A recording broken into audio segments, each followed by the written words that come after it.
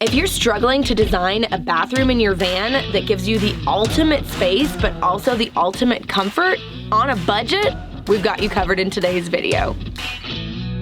This is part 1 of a deep dive van build series. Today we're gonna be covering the bathroom. We have an indoor and an outdoor shower, a toilet, and of course the sink area. And it's all in this beautifully open space. One of the major problems we see in most van builds is that the shower takes up a huge amount of room.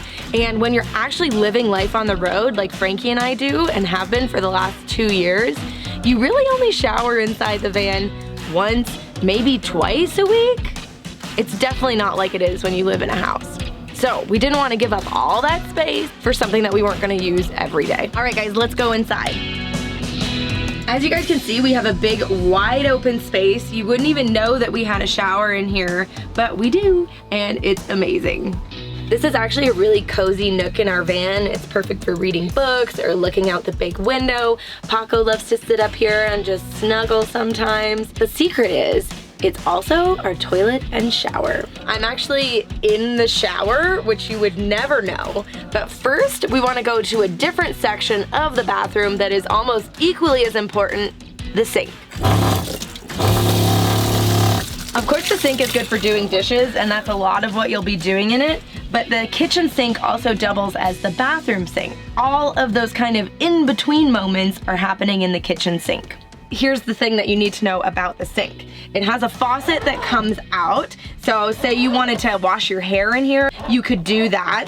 If this faucet was actually closer to the door, like in our last van, you could actually pull the faucet all the way out and use it for a bit of an outdoor shower. But we didn't use it that often that we felt like we needed to include it in this build.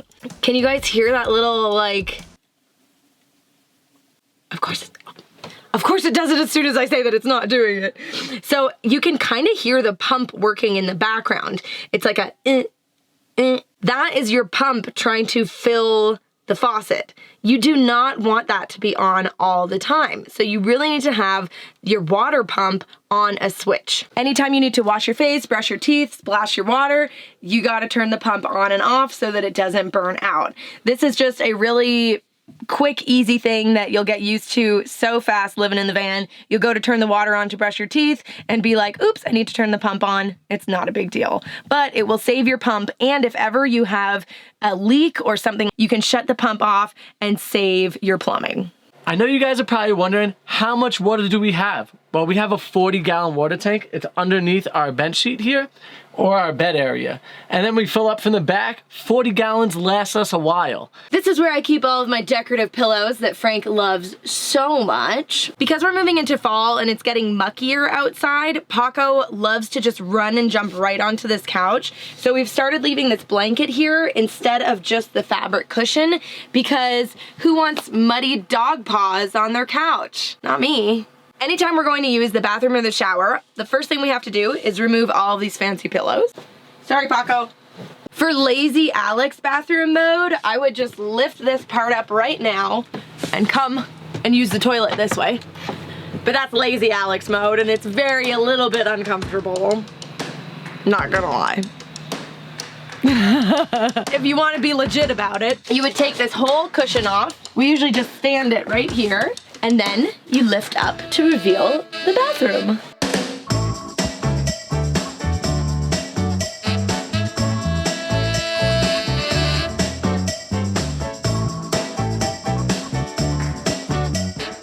The first dirty secret of our shower is that it also doubles as our laundry bin. Because it's on the pillows, usually we just kind of lift and stuff, or we'll stuff stuff through the hole if it's small enough, like underwear and socks. So then we end up with kind of free-floating laundry all over here, which should really make it into the bag, and it does every couple of days. We also have our baby wipes, extra paper towel for some reason. Frank wouldn't let me buy toilet paper at the store the last time we were there, so I'm using little bits of paper towel. Wait, I wouldn't let you? Yeah, he was like, No. There was 4 packs, which we didn't need a 4-pack. And like a 6-pack. And a 6-pack. There was just too much. We just needed 1. Yeah. Okay, I'll take it back. We don't want to have to stop and do laundry all the time, and if we didn't have this area to store our laundry in, we would be doing laundry constantly, and it would just make your space really messy. Definitely plan for somewhere for a laundry bag, because look how big this is. I feel like we just did laundry, but still, that's how much laundry we have. It's always so messy. That's real van life, folks. It's not always clean inside the cupboards. We also keep our towels here. We have microfiber towels. When you're in a van, you want fabrics that are gonna dry really quickly so you can hang them and a couple hours later put them away so you don't have to live with like a big fluffy wet towel for days. We also have a his and hers shower bag. We do shower outside of the van a lot, so we'll go to places like Planet Fitness, YMCAs, local pools. We love a good truck stop shower. And even though we have 2 ways to shower in and out the van, it's still really nice to go somewhere and have unlimited hot water for as long as you want. The last thing we have in the bottom of our shower are 2 perfectly fit plastic bins that we can easily lift and remove.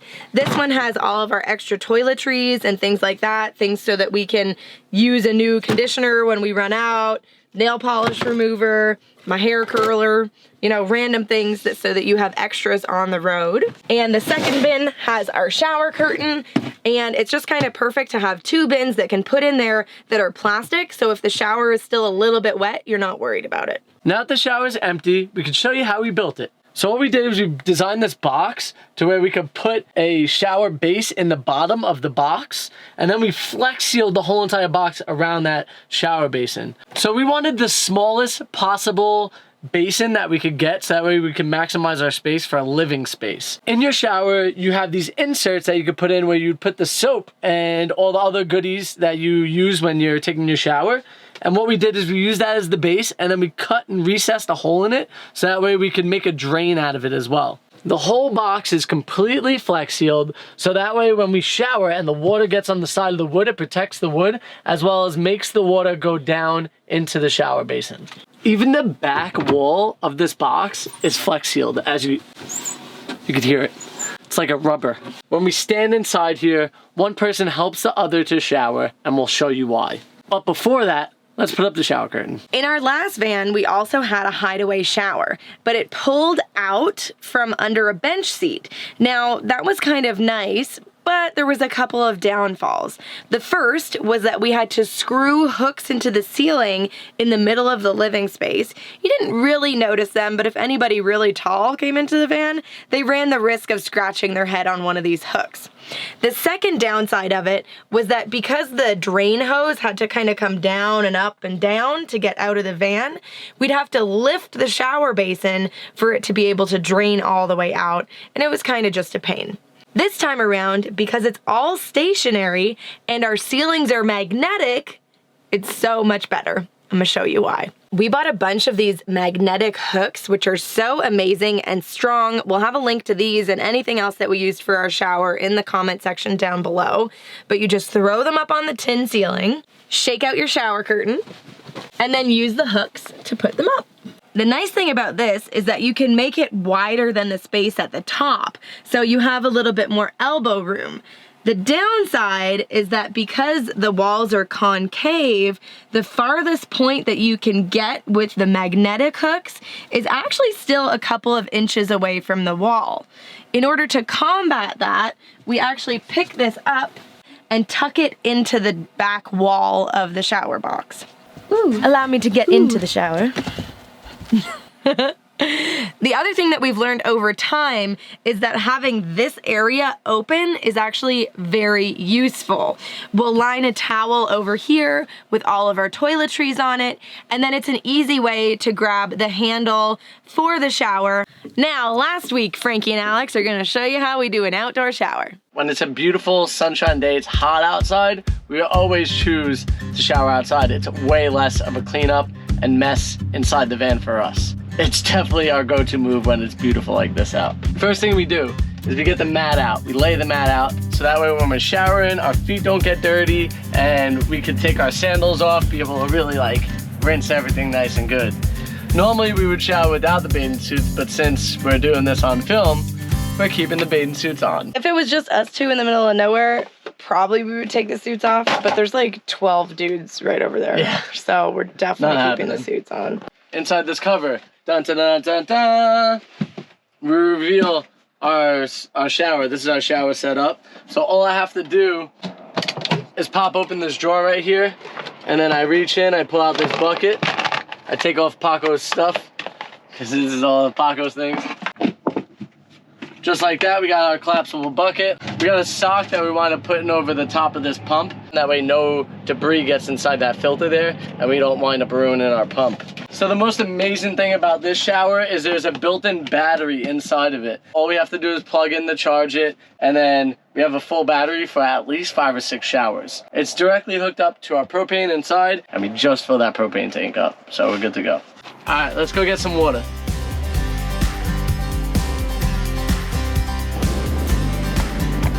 Is it cold? It's freezing.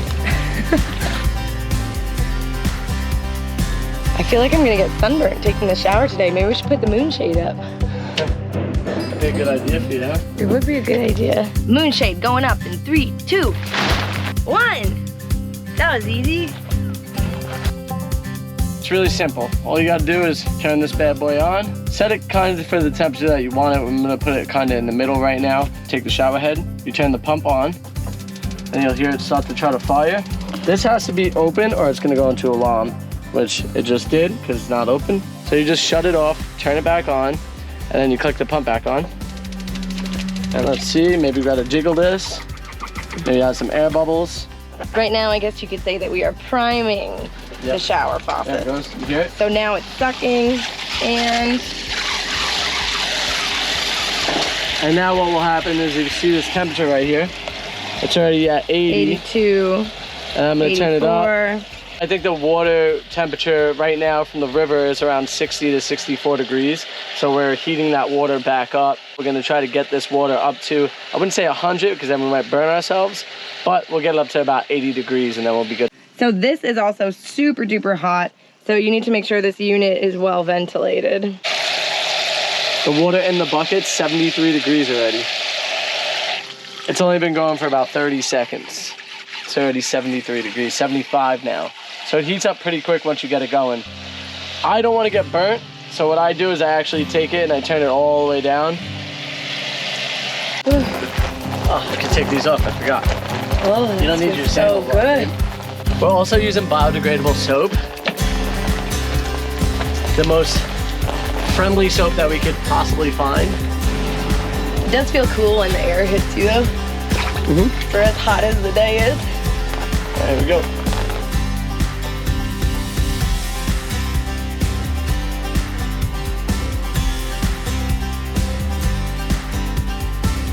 We swapped the towels for the bathing suits so they can drip dry outside. If I'm making What are you funny doing faces, over I'm there? taking my bathing suit off. Oh my God. Now we just have to wait a little bit. It's nice and hot and dry outside, so everything should dry pretty quickly. And then we'll be able to clean up and put everything away. I felt like Zoolander.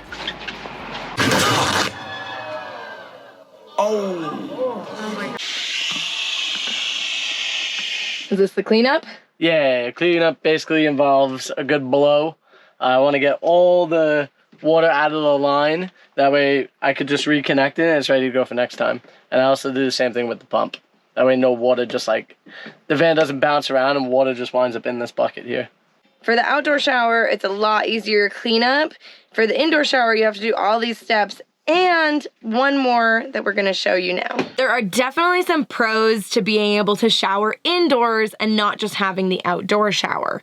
On days like today, when the air outside is really cold, no matter how hot the water gets, you're going to be shivering. If there's any kind of wind, you're gonna be cold. If you're inside the van, you can close all the doors up. You can even turn your heater on and get the space nice and warm and then shower. Since we do a lot of winter van life, and I'm from Canada, so we're up there quite a bit, we needed to be able to shower inside as well as outside. There's also some times when you're in the city or in more populated areas where you just might not want to shower outside because it's maybe a little bit awkward. The other benefit of showering outside is that you can get full naked. You can do that sometimes with an outdoor shower, but most of the time you're going to be in places where somebody might drive by, and unless you're into that, you're gonna wanna be wearing a bathing suit. Once you're in here, as you can see, it's very nice to have this section open so that you can move the shower head in and out.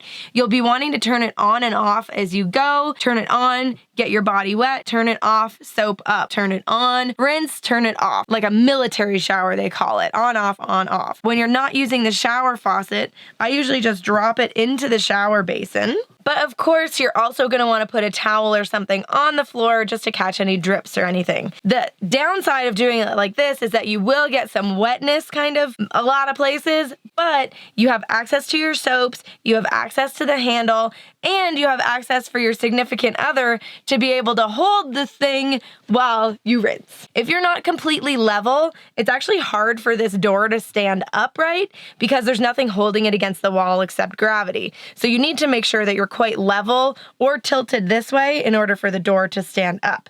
But as you can see, this is still kind of flooping on me. And when it gets wet and you're wet, it kind of sticks to you and it can feel a little bit cold. So even though you're having an indoor shower, it's not quite as luxurious as having a shower in a house or maybe having one of the stationary standard showers, but the benefits, you get clean, you feel good, and you have it hidden away so that the big bulky space of the shower isn't taking up your whole living space. Oh snap, it's sticking to me already. Because my shoulders are a little bit more broad than Alex, it definitely gets stuck to me. I can feel it on my head, I'm a little bit taller. But it was way more important to have the space available to live in because we only take showers in here every so often. When you're done with the shower, you actually have to let the shower curtain hang for a little while so it could dry off and go into the basin. The one great thing is in the wintertime, we'll be running a heater, which actually dries out the space and will allow this to dry much faster. In the summer, it might take a little bit longer. Ooh, it's like a tub. Ooh, I'm taking a bath, baby. Now I'm inside the basin. You can see it's a fair size. I could actually sit inside the basin. The one thing about this basin though, it is not recessed, so it doesn't have like an area that it slopes to. So if you could build it with the slope going actually to the drain, it will make draining easier. What we kind of have to do is, you know, give it a little bit of help and push it over to that drain spot. And then once all the water's out, we can put everything back inside. Now that we're done with our shower, it's time to take on the toilet. The problem that we were trying to solve with this section was not spending $1,000 on basically a bucket that was gonna take 3 to 6 weeks to get to us anyways. We decided that we could do it all with the help of Johnny Composting Toilets. The nitty-gritty of composting toilets is that number one, pee stinks. It's so gross, it smells really bad.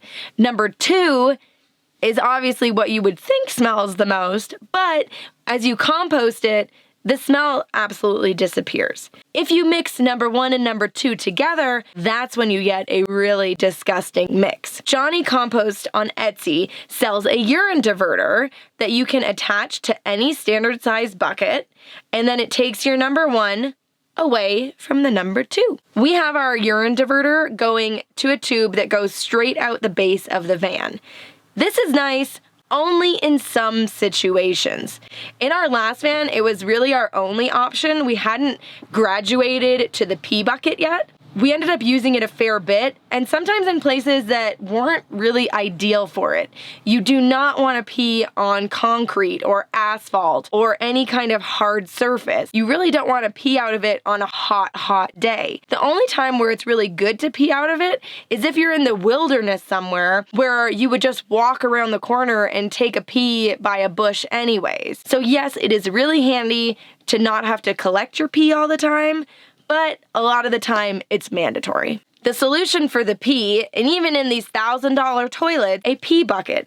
Everybody that we know that has these fancy toilets still has to dump their pee bucket daily, every other day, and it's really scary when that pee bucket gets super full and you didn't notice, and now it's overflowing. We got a wide mouth, almost like a cookie jar bin from Walmart. We're on our second or third one because even though we clean it every time, after a couple months of use, there's just no cleaning it. And we had an unfortunate incident the other day that's going to require us to get another new one because we left the pee jug in front of the heater and it melted the plastic. So the whole thing is warped and the lid's not fitting right anymore. It's only like a $3 investment every time. So even if we bought 500 of them, it would still cost less than the fancy composting toilets. Now it's time to move on to number 2. You get it? The solids. You got to make sure that you coat the bottom of the bucket first with some dirt so that way you're not pooping directly onto the bucket, because then it's just horrible to clean. Another thing is you don't want to put the toilet paper or the wet wipes directly into the bucket because then you're just taking up space. So you want to throw it out into the garbage. And believe it or not, it doesn't smell at all. Once you're done using the bathroom, yeah, of course, you have to cover it with dirt. The dirt is right next to us here. It's very convenient, and we have this little scooper that allows us to put the dirt directly into the bucket. So instead of flushing, we put dirt on top. Now, I'm gonna show you how we empty it. So basically all I gotta do is take the bucket out, get a bag open, dump all the poop and matter into this bag, and then we can throw it out just like a normal trash because it is a compostable toilet, so it's basically like just throwing out soil. Ideally, the most compostable way to get rid of this would be to dig a hole somewhere and dump it, but because we're in the city, that's not possible. What I like to do is take a screwdriver and just remove the urine diverter. That way I don't have to worry about like dumping that anywhere, or it makes it easier to get everything out. Let's put it that way. You're making fun faces. Yeah, because I don't want it to like go in my mouth or nose or... Let's take a quick second to talk about the difference between men and women when using a composting toilet. For men, it's very easy to direct where your pee goes, so using the urine diverter is super easy. For ladies, it's a little bit more complicated to aim. When I'm going number 1, I make sure that I'm scooted all the way to the front because that's where the urine diverter is. And then when I'm ready to go number 2, I scoot all the way back so that I know that it's dropping into the dirt bucket. Once or twice, I've had it where the number 2 landed in the urine diverter. Frank doesn't know about this because I would just use a wet wipe or a paper towel and like clean it into the back area, clean the urine diverter really well. It's not a huge deal. These are the things that people don't realize about van life. You need to be very comfortable with dealing with your body and the things that come out of it. The other thing that ladies have to think about that men don't is getting your period inside of the van. I use a cup, which I then dump into the urine section. Is then my responsibility to dump. When most of the time, it's Frank's responsibility to dump that, and he deals with the number 2 too, because he's a great guy. We try to do all of our business in places like grocery stores or shopping centers so that we're using this toilet as little as possible.